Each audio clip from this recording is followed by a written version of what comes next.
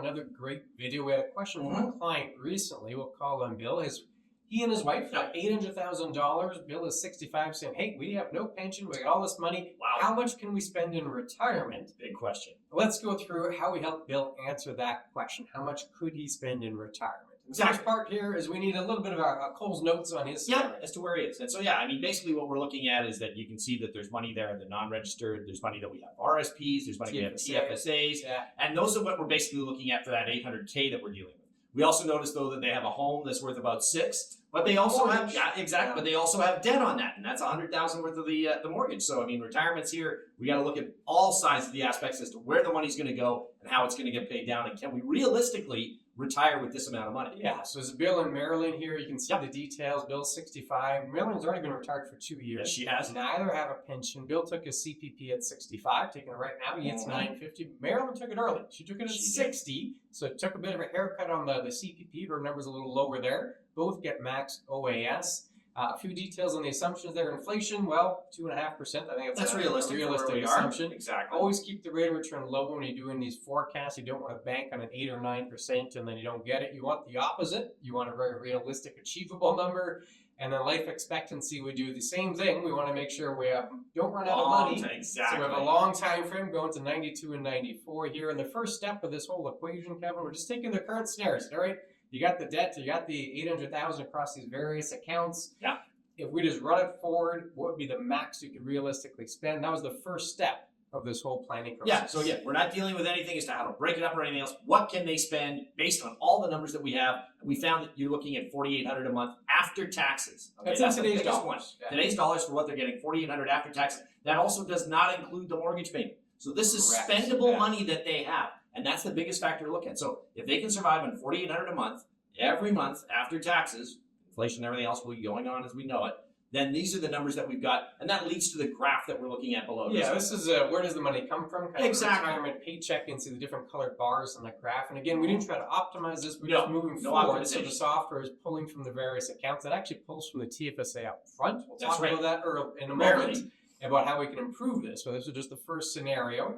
And then if you look at the data behind that scenario, you can see it is drawing from that TFSA early on. Yes. Which is usually not our suggestion, but we just did a Cole's Notes version here. And then there's that debt there. That's the big one. You can see it for 10 years into retirement. Yeah, and they're paying that off. So, I mean, that's going to be the first 10 years, and that's probably some of the rationale for why we're getting that TFSA up front and the way we're looking at drawing the money down. And then after that, they can spend basically what they want because the house is free and clear. But if we take that a little further and go to the next chart, you'll find that they do have some money left at the end of the time frame, but the majority of that is all the house that they own. So again, we have a little bit of RSP, and there will be a tax bill, as we know, based on taking that out at the end of the time frame and paying the taxes on it. But the majority of what we're getting, that 1.3 that we're seeing, is basically the evaluation of their house increasing in price based on inflation and everything else. Yeah, so effectively we just have multiple years at the top of that chart. That's there. right. The assumption is what would happen to their estate if they passed away in those years. And the one we're looking at, the one all the way to 2051, that's life expectancy. So at that point, you're in that 92, 94 zone,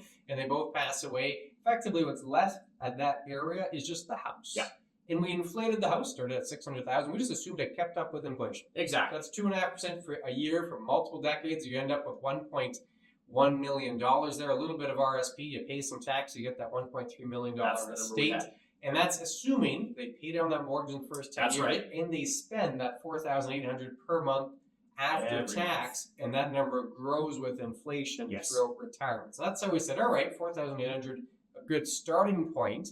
But if we want to give them a range, really help them answer how much they can spend, we got to go to step number 2 here, where we start applying some strategies to that plan. That's right. Let's remember, step number 1 was just we wanted to get the numbers out there. So this is what they could spend based on what that is. But if we really want to start analyzing things and doing a little better, I mean, some of the things that we can look at, how do we draw down that RSP first? How do we top up those TFSAs for dealing with it later? And what if we downsize the home? Those are going to be big factors that we all want to consider, and that would be sort of our second step. Basing on that, we want to get rid of that taxable income first. We want to make sure the non-taxable is left over. We're downsizing the home. What are we spending there? Do we have rent and everything else? And as you can see, based on the charting here, we have a completely different scenario, and we can go from that sort of $4,800 all the way up to $5,300 a month based on a few of these tweaks that we've got. Yeah, that doesn't sound like a big difference, but $500 a month after tax, adjusted for inflation for a number of decades. Exactly. You need a big pot of money to do that.